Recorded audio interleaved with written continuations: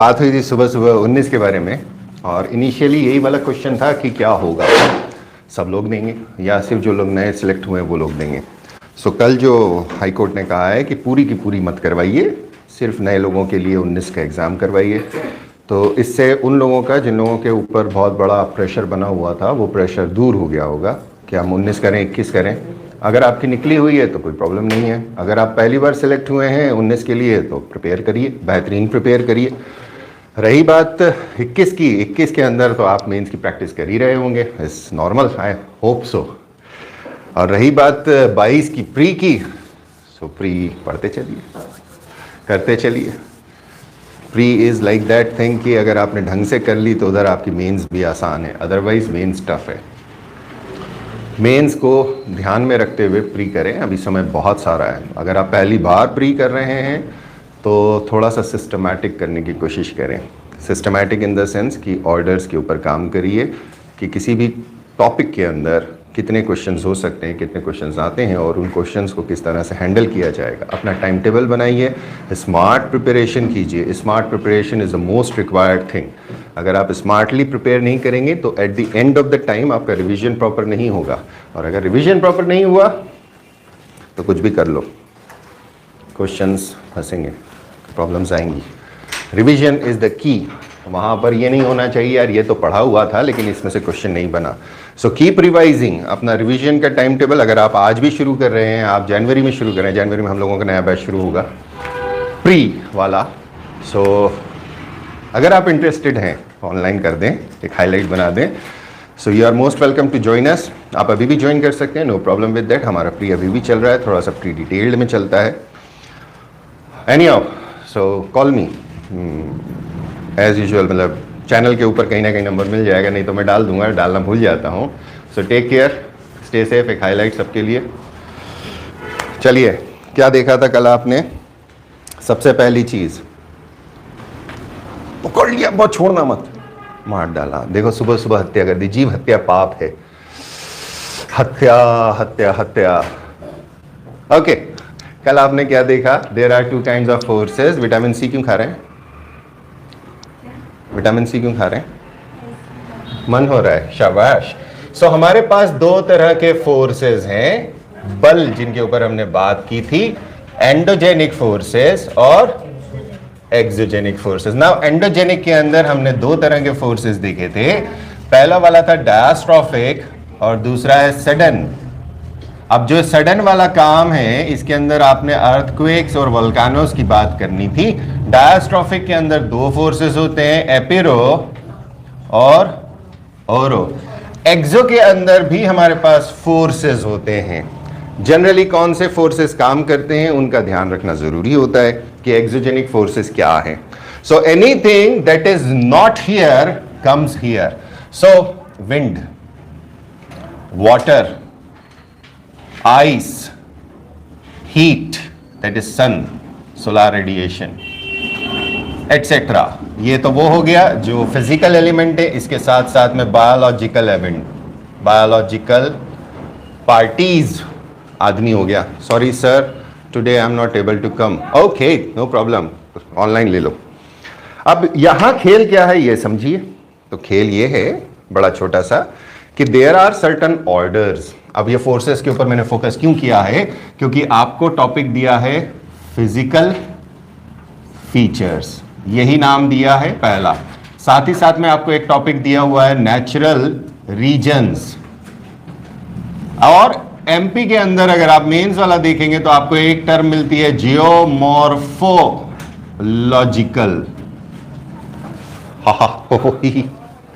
अब इसके अंदर जब हम फीचर्स की बात करते हैं तो फीचर्स हमारे वैरी करते हैं, और वैरी जब वो करते हैं तो हमारे वेरिएशन ऑर्डर्स में आता है। सो जो ऑर्डर्स होते हैं वो किस तरह से बनते हैं वो समझिएगा। फर्स्ट ऑर्डर बनता है यहां पर, सेकेंड ऑर्डर बनता है यहां पर। एपिरो, पूरा का पूरा कॉन्टिनेंट उठ रहा है या कॉन्टिनेंट का एक पार्ट उठ रहा है, कॉन्टिनेंट के मूवमेंट की बात हो रही है। इनफैक्ट हम यहां पर जो बात करते हैं वो प्लेट टेक्टोनिक्स की बात करते हैं, जो कल मैंने आपको थोड़ा सा समझाया है। उम्मीद है कि समझ में आया होगा। सेकंड के अंदर हमारे पास माउंटेन्स होते हैं जो डायरेक्टली प्लेट टेक्टोनिक्स से बनते हैं।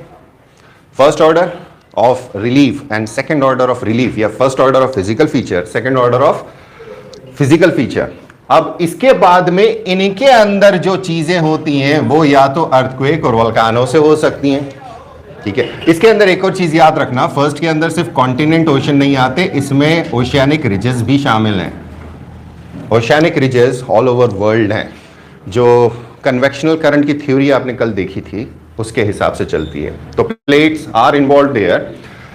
साथ ही साथ में थर्ड वॉल्यूम जो आता है, तो माउंटेन्स के बीच के हिस्से, माउंटेन्स के बीच में बड़ी बड़ी वैलीज जो डायरेक्टली प्लेट टेक्टोनिक से नहीं है, वो होते हैं third order. So third order यहां से शुरू होता है,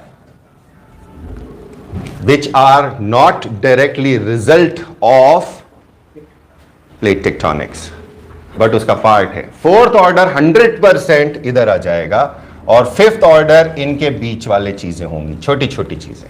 ये है खेल। तो ये है फिजिकल फीचर्स। अब फिजिकल फीचर्स के अंदर वो आपको कहीं पर भी सवाल दे सकते हैं। नाउ माउंटेन्स बोला गया है, आपको प्लेटोज बोला गया है, आपको प्लेन्स डायरेक्टली नहीं है लेकिन प्लेन्स करना पड़ेंगे आपको।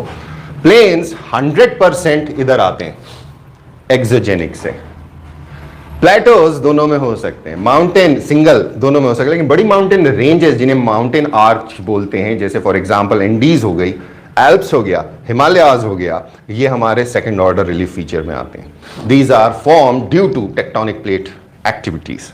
इसी वजह से जब आपसे बोला जाता है कि दद्दू कॉन्टिनेंट की बाउंड्रीज प्लॉट करो, प्लेट्स बनाओ, तो प्लेट्स का मूवमेंट है फर्स्ट ऑर्डर, और प्लेट के मूवमेंट की वजह से बनने वाले फिजिकल फीचर, चाहे वो ओशन में हो चाहे वो कॉन्टिनेंट में हो, वो सेकंड ऑर्डर है।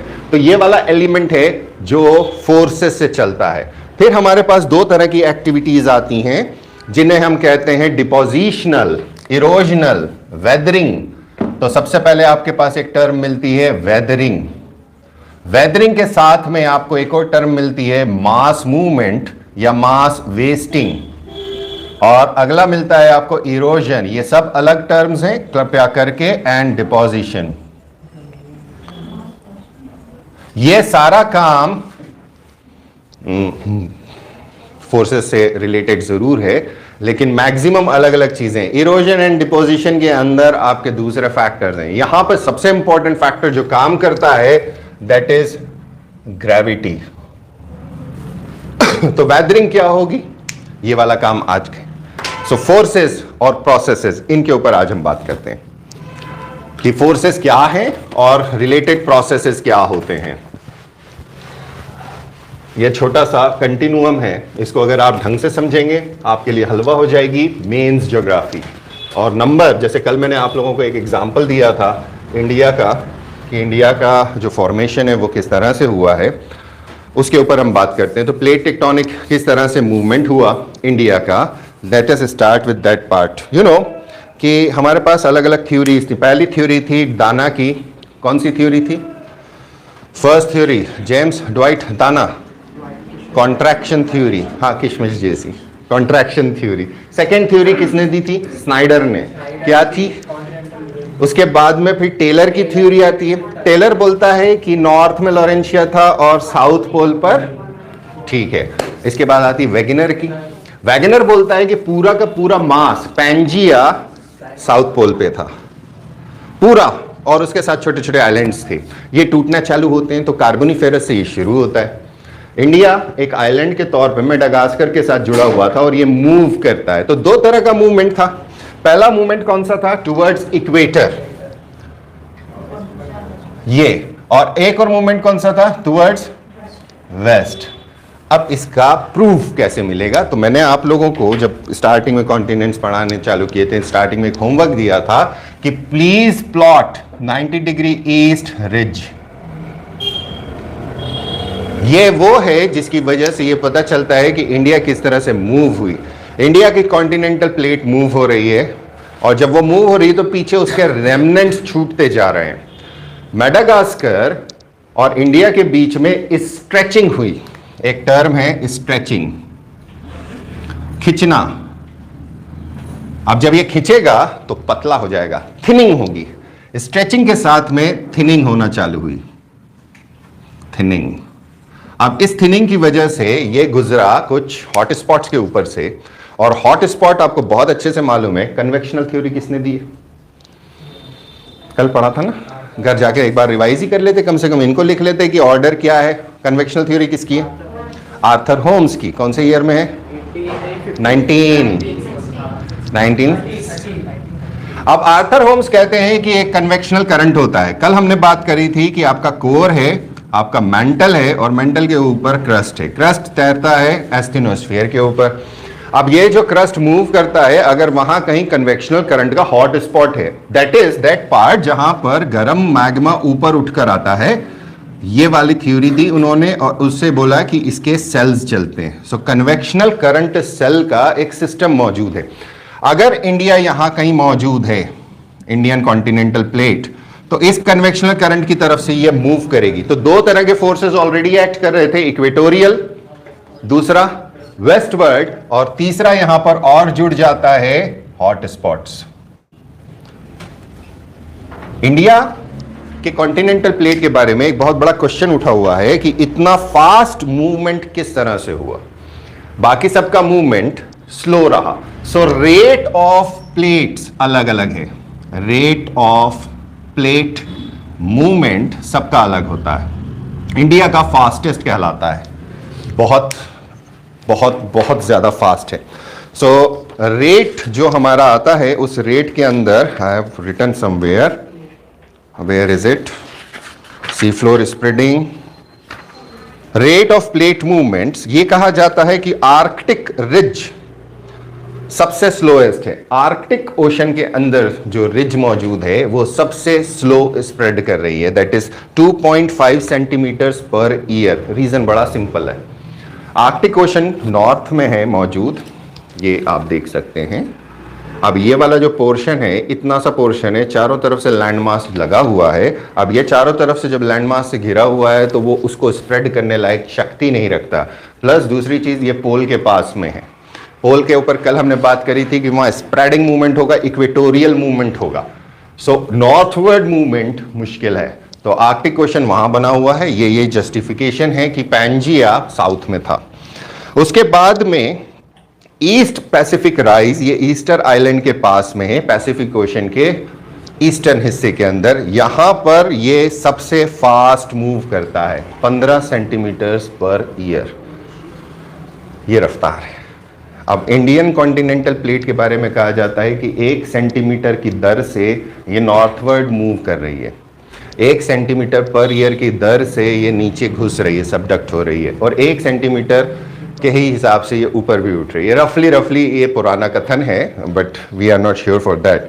अब ये प्लेट मूवमेंट हो जाती है ऑस्ट्रेलियन और मेडागास्कर और इंडिया, और साउथ में अंटार्कटिका वाला पोर्शन। अब यहाँ इंडिया की जो प्लेट है उसको हम बात करते हैं, तो ये फर्स्ट ऑर्डर होगा, और इंडिया इस तरह से समवॉट है प्लेट। एक हिस्सा यहां पर आपका अंडमान निकोबार है, समवेयर हियर अफ्रीका के अंदर, past equator and near about tropic of Capricorn Madagascar island है। यहां से साउथवर्ड अगर हम चलते हैं तो साउथ ईस्ट में ऑस्ट्रेलिया मौजूद है समवेयर, और यहां न्यूजीलैंड है। इंडिया के प्लेट की रीच इधर है, यहां साउथ में अंटार्कटिका तक है। अब इधर वाली पार्ट अगर देखेंगे तो यहां माकरन रेंज आएगी, इधर रेंजेस मिलेंगी, रेड सी जिसे गल्फ कहा जाता है, वो गल्फ के अंदर पार्ट मिलेगा। सो नॉर्थ में सबडक्शन जोन है, कल हमने पढ़ा था। प्लेट्स जब मूव करती हैं, सो अगर ये कन्वर्जिंग प्लेट बाउंड्री है, इट इज ऑलवेज डिस्ट्रक्टिव। एक प्लेट जो डेंसर होगी वो सबडक्ट होगी, और जब भी ये कॉन्टिनेंटल प्लेट में सबडक्शन होगा, यहां पे वोल्केनिज्म और माउंटेन फॉर्मेशन होगा। सो माउंटेन्स इधर बने इस पार्ट में, ये है खेल। अब यहां वोल्केनो एक्टिव इस समय नहीं मिलता, लेकिन पहले वोल्केनोइक एक्टिविटी हुई है, इसका एविडेंस हमारे पास है। सो हमारे नॉर्थ में ये वाले पोर्शन में आपको मिलती है नॉर्दर्न बाउंड्री, जिसे हम बोलते हैं सबडक्शन जोन। यहां पर कोलिजन चल रहा है, that is the main converging boundary. So mountains, that is Himalayas, are form due to converging plate movement and they are destructive. वो प्लेट खत्म हो रही है, वहां सबडक्शन है। कॉन्टिनेंट कॉन्टिनेंट कन्वर्जन की वजह से ईस्टर्न हिस्से के अंदर राकिनियोमा माउंटेन्स इसका ईस्टर्न हिस्सा बनता है म्यांमार में, और ये जावा ट्रेंच तक चलता है, ये ऐसा मूव किया हुआ है। Andaman Nicobar tertiary island group है अराकानयोमा का, ये अराकान है, उसके बाद में आपकी आएगी राकिनियोमा, अराकानियोमा एंड राकिनियोमा। सो राकिनियोमा is also part of Himalayas. तो ईस्टर्न बाउंड्री इधर है, इधर भी फोर्स है, लेकिन मेन फोर्स एक्ट कर रहा है कुछ इस तरह से प्लेट का टुवर्ड्स नॉर्दर्न साइड। अगला हमारे पास मिलता है यहां पर ऑस्ट्रेलिया तक जाता है, ईस्ट ऑफ ऑस्ट्रेलिया, ये वाला पोर्शन तक ये चलता हुआ जाता है। एंड साइमल्टेनियसली एक ओशियानिक रिज है जो साउथ वेस्ट पैसिफिक में मिलती है। साउथ ये वाला हिस्सा है, वेस्ट ये वाला हिस्सा है। सो यहां पर भी एशियन प्लेट का हिस्सा आता है, दैट इज इंडो प्लेट का हिस्सा आता है। इसी वजह से कहा जाता है कि ऑस्ट्रेलियन कॉन्टिनेंटल मास में टच होती है ये। अगला हमारे पास आता है वेस्टर्न मार्जिन, ये किरथर माउंटेन्स हैं पाकिस्तान के, किरथर, ये वेस्टर्न मार्जिन वाला पार्ट है, किरथर माउंटेन्स ऑफ पाकिस्तान। यहां पर ये साउथवर्ड मूव करती है और माकरन कोस्ट को टच करती है। दिस इज योर माकरन माउंटेन्स और ये है माकरन रेंज, मकराना राजस्थान में है। देन साथ ही साथ में यहां पर एक स्प्रेडिंग साइट है रेड सी के अंदर, स्प्रेडिंग साइट जो रेड सी वाला गल्फ वाला हिस्सा आता है, दजला फरात गिरती है, यहां पर एक स्प्रेडिंग यानी एक डाइवर्जेंट प्लेट बाउंड्री है, डाइवर्ज हो रही है, कन्वर्ज नहीं हो रही, और रेड सी से चलती है और ये साउथवर्ड चलती है और चागोस आर्किपेलागो तक जाती है। दैट इज वन थिंग, ये हो गया आपका वेस्टर्न बाउंड्री। इसके बाद सदर्न बाउंड्री है जो अंटार्कटिक प्लेट के साथ लगती है, अंटार्कटिक प्लेट साउथ में है, और यहां पर एक रिज है जो वेस्ट ईस्ट डायरेक्शन में चलती है और ये भी डाइवर्जेंट प्लेट बाउंड्री है।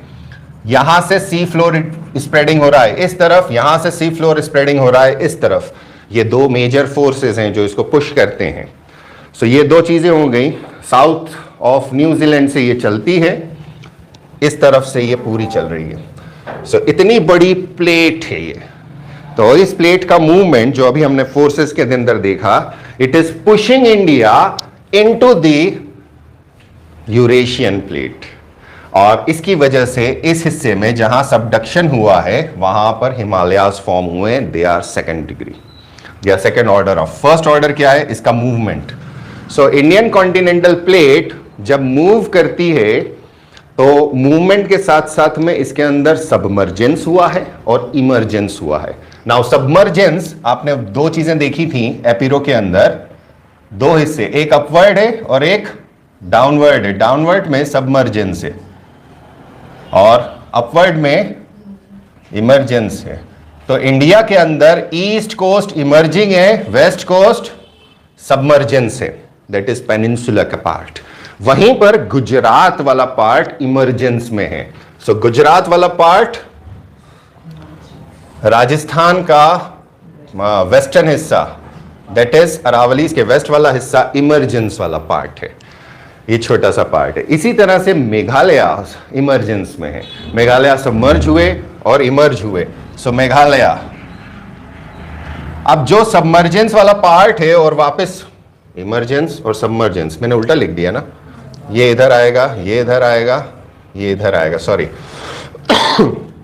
पार्शियली स्पीकिंग, कई समय पर जब इंडिया के अंदर शैलो सी घुसना चालू हुआ था, जब इसका मूवमेंट चल रहा था और ये थिनिंग हो गई थी, स्ट्रेचिंग हुई थी इस पूरी कॉन्टिनेंटल शीट की, उस तरह से समझिए जिस तरह से एक आटे की लोई बनाई जाती है और उसको फिर जब बेलते हैं तो रोटी बड़ी बनती है, लोई छोटी रहती है, वॉल्यूम बड़ा रहता है। तो वो वॉल्यूम का स्प्रेडिंग हुआ, पिघलना हुआ, इसी वजह से बहुत सारी चीजें जो इरोड हो गई, इरोजनल फैक्टर्स की वजह से इक्वेटर और ट्रॉपिक्स के बीच का मूवमेंट है, बारिश बहुत ज्यादा रही, तो सरफेस के जो फीचर्स हैं खासतौर पे पेनिनसुलर पार्ट के अंदर, उसमें से अपर पोर्शन में एलुवियम नहीं मिलता।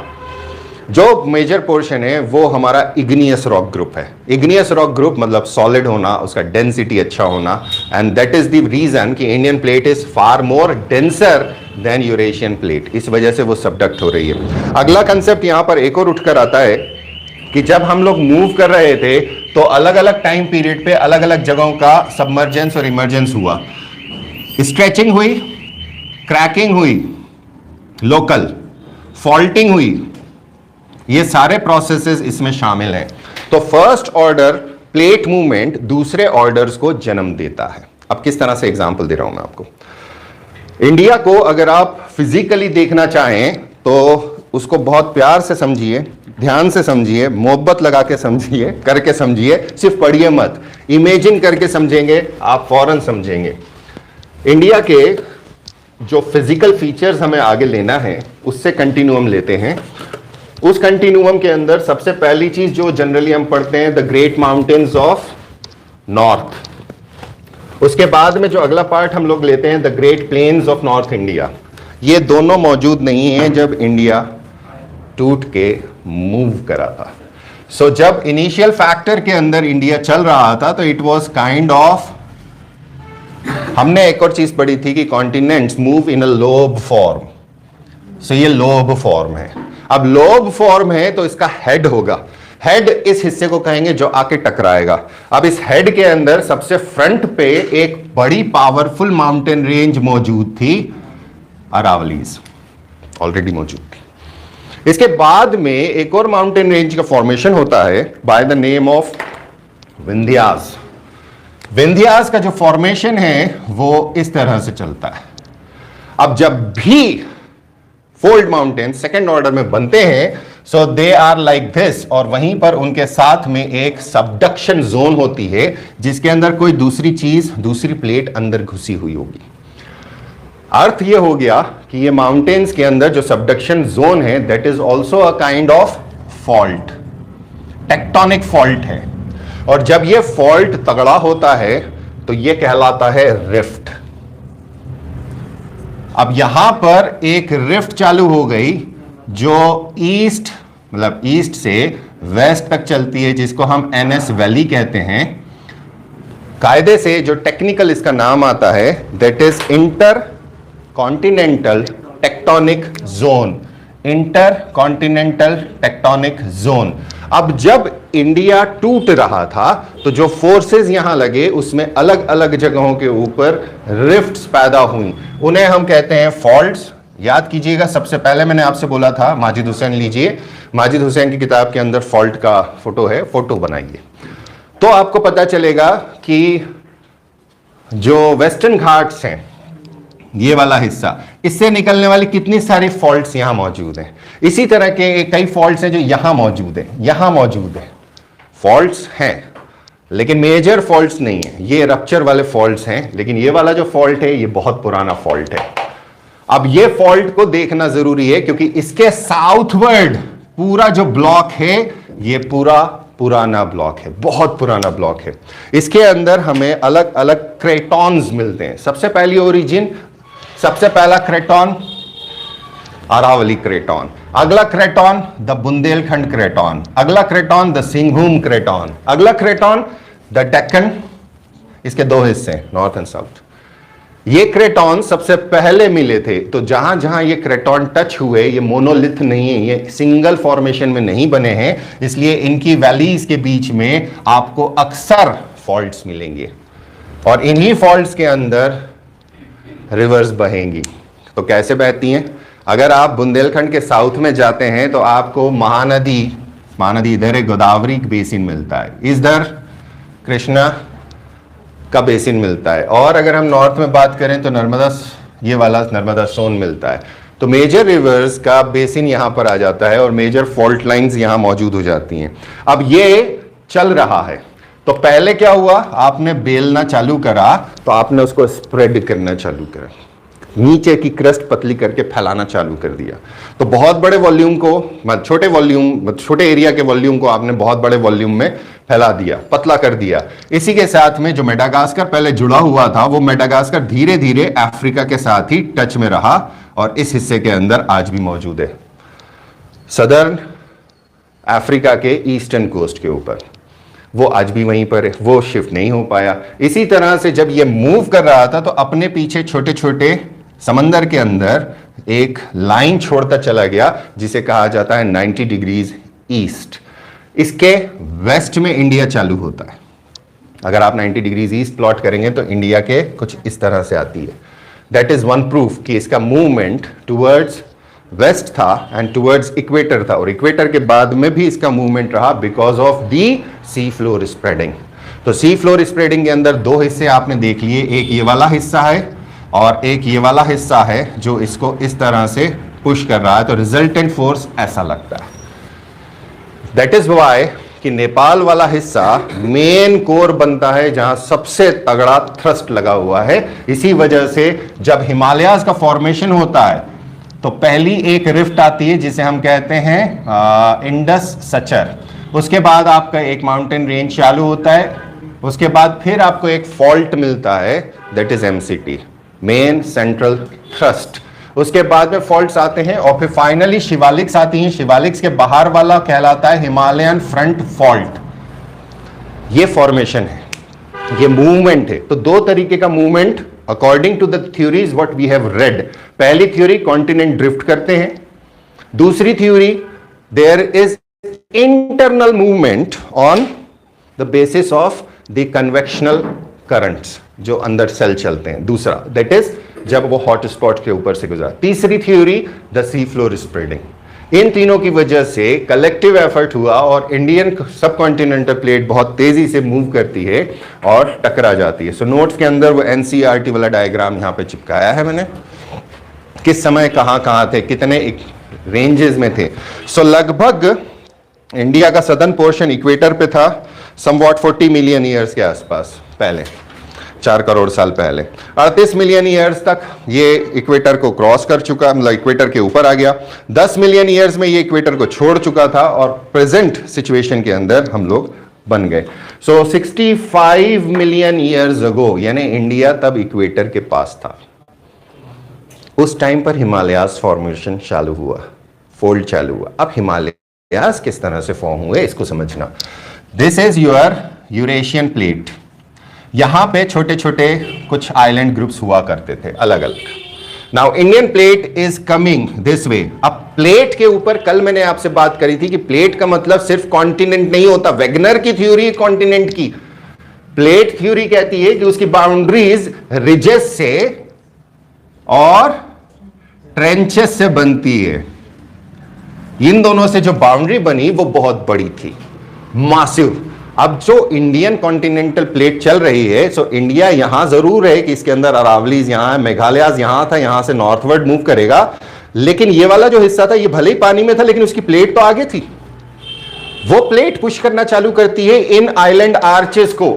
यही कारण है कि हमें हिमालयाज के अंदर पुराने समय का सेडिमेंट्री डिपोजिशन मिलता है with in the mountain ranges of Himalayas, with in the mountain ranges of Himalayas, जो मैंने जियोलॉजी के अंदर आपको बहुत अच्छे से पढ़ाया था अलग अलग टाइम पीरियड का। हाँ, चाहे वो आर्कियन हो चाहे वो दूसरे वाले रेंजेस हो। तो ये टाइम पीरियड में इसका कंप्रेशन चालू हुआ। अब ये जब कंप्रेशन चालू हुआ, अब let us imagine this is a block of Eurasian plate. यहां पे छोटे छोटे आइलैंड ग्रुप्स मौजूद हैं जो इसी के प्लेट का हिस्सा है। इसमें से बहुत सारे आइलैंड ग्रुप्स का फॉर्मेशन पुराने सेडिमेंट्री डिपॉजिट से हुआ है। हर चीज नई नहीं बनेगी, तो पुराना मटेरियल कहां मौजूद है? यहां पर ओल्ड मटेरियल्स, इधर ब्लॉक्स बने हुए, इनमें रेत मिट्टी भरी पड़ी है। अब क्या हुआ? अब इंडियन कॉन्टिनेंटल प्लेट डेंसर है, वो इस ब्लॉक्स को ऐसे आ रही है इस डायरेक्शन में। It is resisting every action as an equal and opposite reaction. So जिस फोर्स के साथ इंडिया की प्लेट टकराएगी उसी फोर्स के साथ में यूरेशियन प्लेट उसे रोकेगी। इंडियन प्लेट रुक नहीं रही, वो धीरे धीरे धीरे धीरे यहां सबडक्ट होना चालू होती है। अब ये जो सबडक्शन है ये बहुत बड़ी जोन बनता है। This is a massive zone, the subduction zone. Denser plate, Indian plate नीचे सबमर्ज हो रही है। What it gives rise to volcanic activity, जो कल मैंने आपको बताया था। सो ये रीजन के अंदर वॉल्केनिक एक्टिविटी शुरू होती है, मैग्मा सीप आउट होना चालू होता है and a new form of granite is formed by the name of the tertiary granite. Tertiary granite तीसरे कैटेगरी का नहीं है, टर्शियरी पीरियड में बना हुआ टर्शियरी ग्रेनाइट है। सो टर्शियरी टाइम पीरियड के ऊपर ये काम हुआ, यहां पे बनता है टर्शियरी ग्रेनाइट। अब क्या हुआ कि ये वाली प्लेट रेजिस्ट कर रही है, ग्रेविटी यहां पर भी उतनी लग रही है, ग्रेविटी यहां पर भी उतनी लग रही है। फोर्स कौन सा लग रहा है? ये वाला फोर्स है। तो ये वाली प्लेट धीरे धीरे ऊपर उठना चालू होती है, तो ये हिस्सा ऊपर उठता है। अब ऊपर किस तरह से उठेगा? It is going to rise completely upwards like this, and this gave rise to the Tibetan plateau. यहां पर तिब्बत है, दैट इज द नॉर्दर्न हिस्सा। सिर्फ तिब्बत नहीं है, तिब्बत के वेस्ट में पामीर नॉट मिलती है। So Pamir knot also comes into its origin due to this factor. इसी तरह से अगर हम वेस्टवर्ड चले जाते हैं तो किरथर माउंटेन रेंज का जो नॉर्दर्न मोस्ट पार्ट मिलता है वो भी यहां पर उसी हिस्से से बना हुआ है। सो ये जो बाउंड्री नॉर्थ की बन रही है, इस नॉर्थ की बाउंड्री के इमीडिएटली पहले वाला हिस्सा यूरेशियन प्लेट के सेडिमेंट्स का है, नॉट इग्नियस रॉक्स। इसी वजह से जो तिब्बतन प्लेटू है उसको हम कई बार टेथिस माउंटेन्स बोलते हैं, उसकी एज को। तिब्बतन प्लेटो है, उसकी जो एज खड़ी हुई है वो माउंटेन्स के हिसाब की है, इसलिए हम उसको टेथिस बोलते हैं।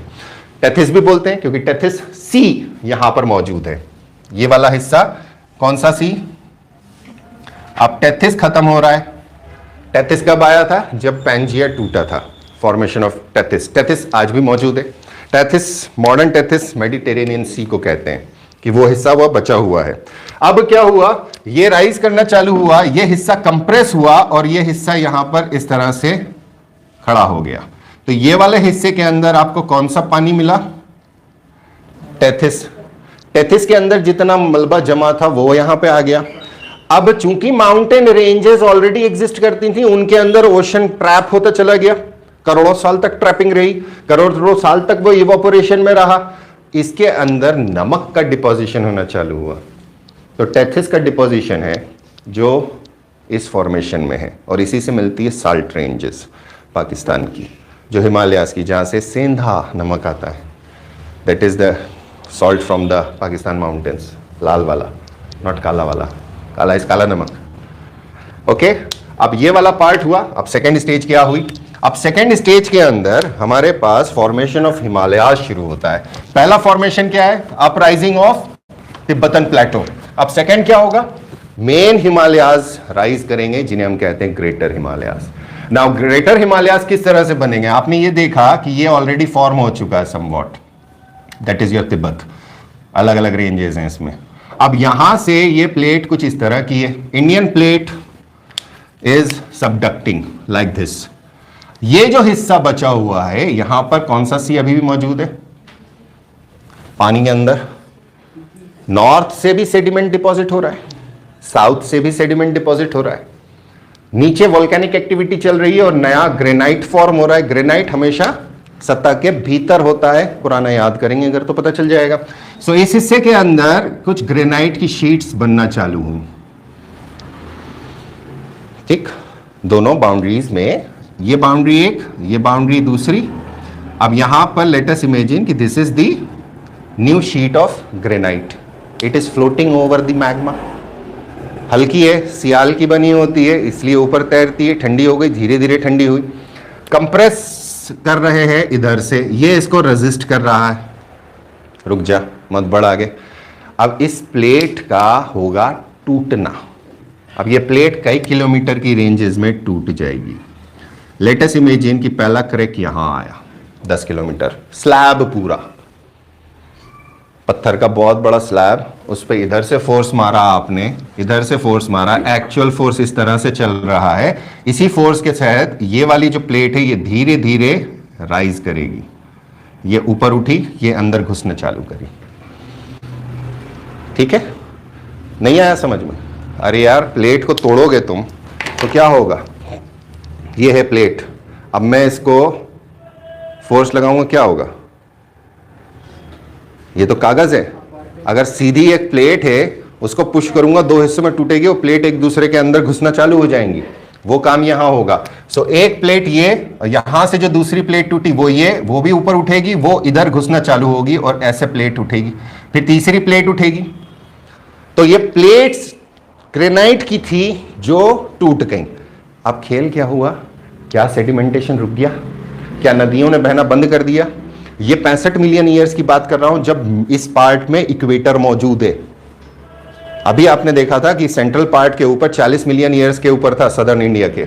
उसके भी पहले की बात कर रहा हूं मैं, तो हिमालयाज का जो फॉर्मेशन हो रहा है वो भारी रेनफॉल में हो रहा है। इक्वेटोरियल रीजन है। इक्वेटोरियल रीजन का मतलब है गर्मी सबसे ज्यादा, रेट ऑफ इवापोरेशन हाईएस्ट। किस तरह का प्रेशर बेल्ट है? लो प्रेशर बेल्ट है। रेनफॉल खतरनाक होगी, तो बारिश जब ज्यादा होगी तो सेडिमेंटेशन भी उतना ही होगा। तो नॉर्थ के टेथिस के सेडिमेंट किधर आना चालू हो गए? नॉर्थ के सेडिमेंट जमना चालू हुए इधर। इसी तरह से नॉर्थ इंडिया के हिस्से में, जिसमें अरावली हिस्सा है, बुंदेलखंड का विंध्याचल है, इसके सेडिमेंट कहां डिपॉजिट होने लग गए? अब पानी के भीतर ग्रेविटी बराबर करती है, तो ये दोनों मर्ज होते चले गए।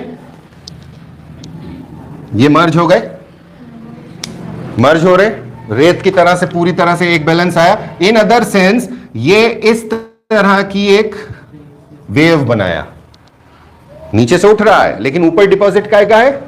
रेत का। रेत है, मलबा है, जो दोनों तरफ से आ रहा है। नॉर्थ में टेथिस से आ रहा है, साउथ में विंध्याचल हो गया, बुंदेलखंड हो गया, अरावलीज हो गया, छोटा नागपुर हो गया, ये सारी चीजें उसमें मलबा भर रहा है। बारिश भयंकर है, खतरनाक वाली बारिश है। अब क्या हुआ? यही वाली वेव फॉर्म लगातार एंजेनिक फोर्सेस से बढ़ती रही। ये इस तरह से बनी। इसको बोलते हैं जियो यानी धरती का सिनक्लिनल प्लेन। सिनक्लिनल, ये पहले होता है फोल्ड माउंटेन बनने से। अब फोर्स लग रहा है, तगड़ा फोर्स लग रहा है। सेडिमेंटेशन की एक्टिविटी तगड़ी है, लेकिन सीमेंटिंग की एक्टिविटी नहीं है कि वो रॉक फॉर्मेशन तगड़ा हो जाए। अब क्या हुआ? जो प्लेट मेरी ये थी, दैट इज इसको सपोर्ट करने वाली ये प्लेट, ये पानी के ऊपर आ गई। अब पानी के ऊपर आई तो कैसे आएगी? जरूरी तो नहीं है कि कैंची से काट के खड़ी करी, ये तो नेचुरली टूटी है, नेचुरली रप्चर हुई है। तो अगर मैं इस प्लेट को कुछ इस हिसाब से देखूं, सो ये इस तरह से बन रही है। ये कायदे से ऐसी प्लेट उठना चाहिए इधर से, और इस तरफ ये सबडक्ट हो रही है, that is your Eurasian plate. लेकिन इसमें रिजेस होती हैं, ये टूटता है इस तरह से। तो जब ये इस तरह से उठेगा तो ये कुछ इस तरह की माउंटेन पीक्स को फॉर्म करेगा। अब ये जो माउंटेन पीक्स हैं, ये बनी टर्शियरी ग्रेनाइट की हैं। इसके ऊपर सेडिमेंटेशन प्रॉपर नहीं हुआ, तो नॉर्थ वाले हिस्से का मलबा, अब ये पहाड़ मेरा इस तरह से खड़ा होना चालू हो गया, ये। सो नॉर्दर्न स्लोप जो तिब्बत की तरफ है, इसके अंदर तिब्बत का मलबा या टेथिस का मलबा जमा होगा, उधर रोक दिया। अब यहां पर जो ये माउंटेन पीक आ गई, ये मेरी है टर्शियरी ग्रेनाइट की, जो मुझे ग्रेटर हिमालय में ही मिलती है। माउंट एवरेस्ट काले रंग की पीक है, ग्रेनाइट की बनी हुई है। कौन सा ग्रेनाइट है?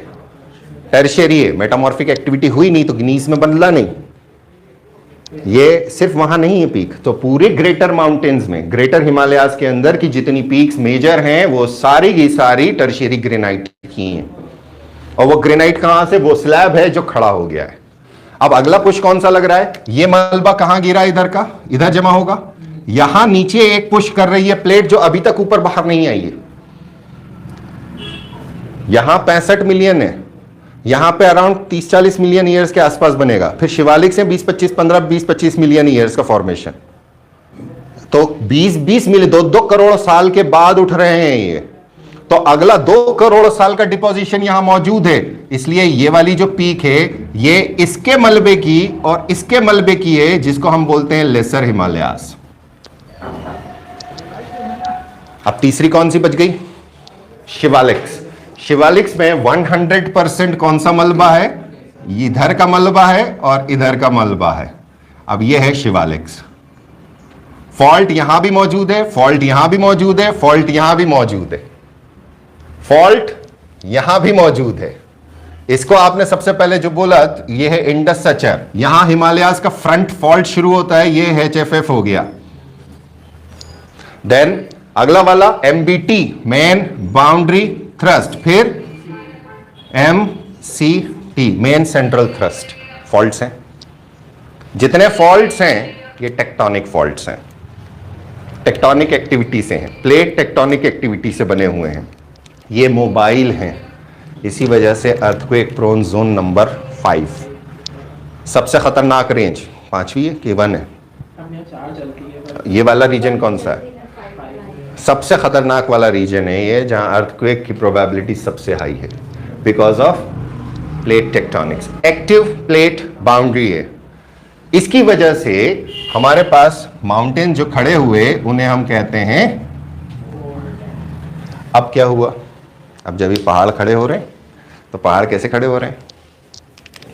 How they are rising. एक दिन में तो नहीं खड़े हुए ना, करोड़ों साल। अब ये जो करोड़ों साल वाला खेल था उसमें ये प्लेट एक उठ रही है, ये प्लेट एक जो ऐसे राइज कर रही है। ऑलरेडी इस हिस्से के अंदर एक बड़ा प्लेटो खड़ा है, दैट इज तिब्बत। यहां से पानी बह रहा है, नदियां ऑलरेडी एग्जिस्ट कर रही हैं। तो जब नदी एग्जिस्ट करती है तो वो पानी के भीतर भी कैनियन बनाती है।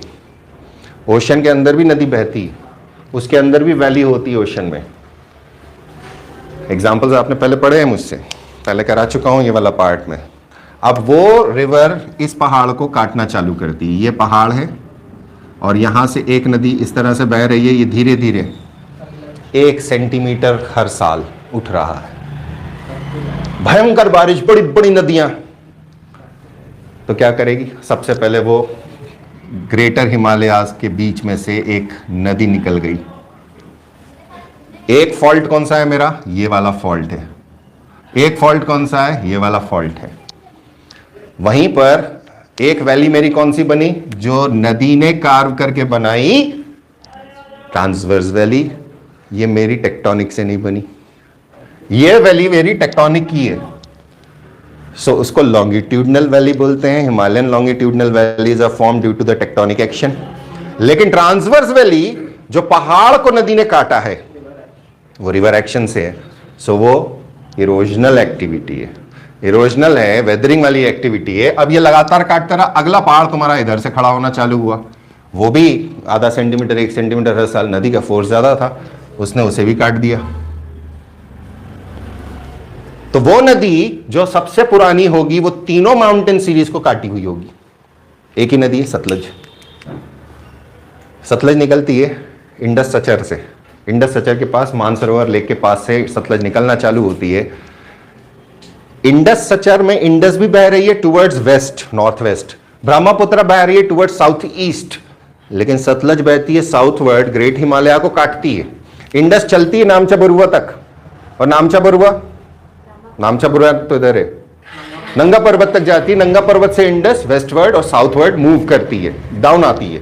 इसी तरह से ब्रह्मपुत्र चलती है ईस्टवर्ड, और नामचा बरुआ मिलता है तो वो उसको रोकता है और वो वैली साउथवर्ड मूव करती है और यू टर्न मार के हम इंडिया में घुसती है, ब्रह्मपुत्र। क्लियर? सतलज पहाड़ों को काटती हुई डायरेक्ट पंजाब एंटर मारती है। तो सतलज का पावर क्या रहा होगा उस समय? सतलज मेन नदी है इंडिया की, इंडस मेन नहीं है। तो 5 नदियां यहां मेन हो जाती हैं जो पहाड़ों से निकलती हैं, और अल्टीमेटली ये सब इंडस में जाके मिलती हैं। सो इंडस को पंचनद भी कहते हैं। बाद में बड़ी जब इकट्ठी मर्ज हो जाती है और फिर बाद में वो प्लेन्स में डिस्ट्रीब्यूटरी में बदल जाती है। इसी तरह से गंगा कहाँ से ओरिजिन हो रही है? गंगा क्या ग्रेटर में ओरिजिन हो रही है कि लेसर में ओरिजिन हो रही है कि शिवालिक्स में ओरिजिन हो रही है? सो गंगा और यमुना का ओरिजिन बाद का है, वो ग्लेशियर से ओरिजिनेटेड है। और फिर उन्होंने बनाना चालू करा तो 2-3-4 करोड़ वाली नदियां हैं वो। अब वो जब मलबा, ये सारा मलबा, इंडस का मलबा किस गड्ढे में? ये गड्ढे में। अब इधर साउथ में आपका कौन खड़ा है? बुंदेलखंड, अरावलीज। अब ये गड्ढा बना हुआ है, इस गड्ढे के अंदर इधर का मलबा आ रहा है, इधर का मलबा आ रहा है। अब ये जो मलबा है ये पूरी सबडक्शन जोन चल रही है। तो यहां पर कहीं ना कहीं एक बहुत गहरी रिफ्ट वैली थी, रिफ्ट वैली बोल रहा हूं, सॉरी, ट्रेंच थी, जहां पर सबडक्शन हो रहा है। इंडियन प्लेट अंदर जा रही है। दिल्ली के नॉर्थ ईस्ट में 8 किलोमीटर का मलबा भरा हुआ है। 8 किलोमीटर गहराई तक कोई चट्टान नहीं है, मलबा ही मलबा है। तो व्हाट डज इट शोज कि वो पुरानी ट्रेंच आज भी मौजूद है जिसे हम सबडक्शन जोन कहते हैं, लेकिन वो पूरा एलुवियल से पट चुका है। तो उसको भरने के लिए कितना इरोजन हुआ है? Can you imagine that part? कितना मलबा आपने भरा, जो पुराने टेथिस सी का सेडिमेंट था, नया फॉर्मेशन का सेडिमेंट था, और बुंदेलखंड और अरावली वाले हिस्से का सेडिमेंटेशन था। कितना कितना इरोजन करके आपने भरा। अब ये प्लेनेशन प्रोसेस होता चला गया और यहां धीरे धीरे धीरे धीरे समंदर सूखता चला गया। यही कारण है कि अगर हम इंडिया का ये वाला हिस्सा देखते हैं और ये वाले हिस्से के ऊपर फोकस करते हैं, असम वाले बेल्ट में, तो यहां पर समंदर ट्रैप हो गया। पहाड़ कैसे खड़े हुए? इधर अराकान, राखीन, इधर हिमालयाज, साउथ में मेघालय, ये वाला हिस्सा पूरा ट्रैप हो गया। इधर फिर इंडियन पेनिनसुला आ गया। अब ये पूरा एक छोटा सा ओशन फॉर्म हो गया, लेक कह सकते हो। इसके अंदर पानी का प्रेशर बनता चला गया। उधर अरावलीज हैं, साउथ में तो नर्मदा है तो उसकी कोई चिंता नहीं है, लेकिन उसके बीच में पहाड़ों के ब्लॉक हैं, विंध्याचल है। इस पूरे पानी के ब्लॉक ने पूरा हिस्सा प्लेन कर दिया। अब वो प्लेनेशन का प्रोसेस चलता रहा और मेघालय के थोड़ा सा वेस्ट में मालदा नाम की जगह से नदियां निकलना चालू हुई। एक डैम की तरह वो फूट गया और ये सारा पानी निकल गया। यही कारण है कि गंगा का नेचुरल, यमुना का नेचुरल, ब्रह्मपुत्र का नेचुरल, और ये जिस हिस्से से बहती हैं उसे हम कहते हैं मालदा गैप। तो प्लेन्स का फॉर्मेशन है। सो हिमालयाज का फॉर्मेशन प्लेट टेक्टोनिक्स की वजह से हुआ। प्लेन्स का फॉर्मेशन डिपोजिशनल एक्टिविटी से हुआ। सो फर्स्ट ऑर्डर बना इंडिया का अप सबमर्जेंस और इमर्जेंस वाला काम। सेकेंड ऑर्डर में फॉर्मेशन हुआ हिमालयाज का, हिमालयाज और उससे एसोसिएटेड प्लेटोज का, जैसे लद्दाख प्लेटो है। फिर अगला पार्ट कौन सा बनता है? इरोजनल एक्टिविटीज हुई, वेदरिंग हुआ, मास मूवमेंट हुआ, और ये गया कहां डिपॉजिट करा इसने? प्लेन्स के अंदर। ये है बेसिक इंडिया का फॉर्मेशन। क्लियर हो गया? तो रिवीजन के तौर पे इसको मैं दोबारा नहीं पढ़ाऊंगा। सो फिजिकल फीचर्स के ऊपर जब हम बात करेंगे तो अलग अलग जगह अलग अलग किताबों में अलग अलग दिया है, लेकिन हम सबसे पहला डिवीजन देखें तो ओल्डेस्ट कौन सी चीज है? Peninsular block. Peninsular block including Sri Lanka. Sri Lanka is oldest part है उसका। सेकेंड में कौन सा बनता है मेरा? अब आके टकराएंगे तो पहले हिमालयन ब्लॉक खड़ा होगा, सो बीच में आएगा हिमालयन। तीसरा कौन सा है? प्लेन्स। अब इसी के साथ में हमारे पास जब टकराव चालू हुआ तो कुछ आइलैंड ग्रुप्स खड़े होना चालू हुए। सो अंडमान एंड निकोबार इस प्रोसेस के हैं, वो टर्शरी। वहीं पर जो लक्षद्वीप वाले आइलैंड्स हैं वो कोरल्स हैं, वो बाद में डिपोजिशन है। कोरल कब बनेगा? कोरल इज इमर्जेंस, सतह के ऊपर आ गया पानी के, इमर्ज हुआ ना, emergence due to depositional and biological activity. Coral है वो। सो जानवरों के ऊपर रेमनेंट्स बने, लेकिन वहां शैलो था, पानी शैलो होगा तभी तो वो ऊपर आएगा, और वो हिस्सा इमर्ज हो रहा है। तो ये इमर्जेंस के आइलैंड्स आए। वहीं पर हमारे पास एक और ग्रुप बनता है इन्हीं प्लेन्स का हिस्से के अंदर, द डेजर्ट्स। कुछ जगहों पे डेजर्ट गायब है, कुछ जगहों पे डेजर्ट का क्लासिफिकेशन किया जाता है। सो डेजर्ट कैसे आया है? डेजर्ट अरावलीज के वेस्ट हिस्से में है, गुजरात तक जाता है, रन ऑफ कच्छ तक चलता है। It is because of emergence. ये उठा है सतह से। गुजरात का coast, northern coast, Gujarat peninsula के दो हिस्से हैं, एक पेनिनसुला है, एक नॉर्दर्न कच्छ वाला हिस्सा है। सो कच्छ वाला हिस्सा इमर्ज हो रहा है, ऊपर उठ रहा है। वहीं पर कोस्टल गुजरात डूब रहा है। कोस्टल गुजरात जो है वो डूब रहा है, जैसे सूरत है। सूरत के पास में अगर जाओगे, या आप अगर द्वारका की बात करोगे, बेट द्वारका, वो डूब चुका है हिस्सा, वो हिस्सा सबमर्जिंग है। लेकिन वहीं अगर हम नॉर्थ की बात करते हैं, रन ऑफ कच्छ की, तो वो इमर्जिंग है, वो ऊपर उठ रहा है। ऊपर क्यों उठ रहा है? एक्टिव टेक्टोनिक प्लेट है, मूवमेंट है वहां पर। इसी वजह से गुजरात का यह हिस्सा भी जोन 5 में अर्थक्वेक के लिए, एक्टिव टेक्टोनिक जोन। भुज का अर्थक्वेक 2001 ये है आपका इंडिया का मामला, जिसके अंदर फोर्सेस कौन सी इन्वॉल्व हुई हैं वो समझना है ब्रॉडर तौर के ऊपर। तो ये वाला काम हम बाद में करेंगे, जो अभी धीरे धीरे, पहले हम फोर्सेस पूरे ले लें। कंटिन्यू करूं कि कल करूं? कल करते हैं, चलो।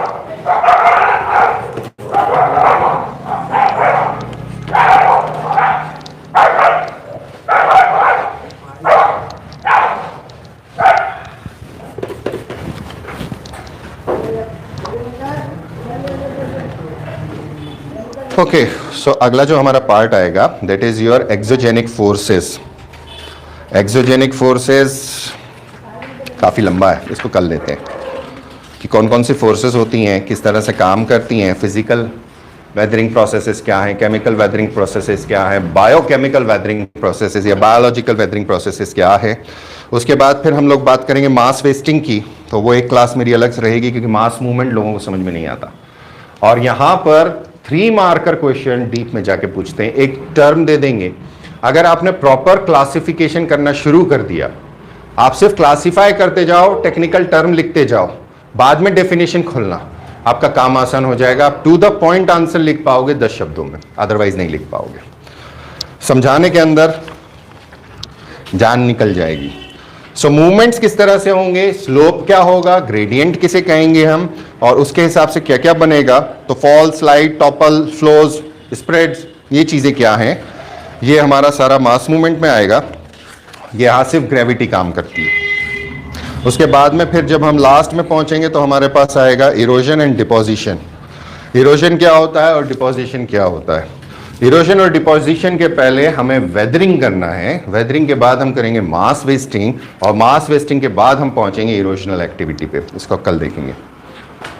56 मिनट, 1 घंटा बहुत है। Okay, so I will be sharing my fundamental rights videos जो अभी मैंने लिए हैं इस बार, उनको मैं अभी शेयर करूंगा, आप देखना चालू कर दीजिए, क्योंकि मैं ब्रीफ में पढ़ाऊंगा, लेकिन कोशिश कीजिए कि आप पुराना भी करें, क्योंकि हम लोग पंचायत तो कर ही रहे हैं, पंचायत में टाइम लगेगा। टेक केयर, एक ब्रेक के बाद फिर आ रहे हैं।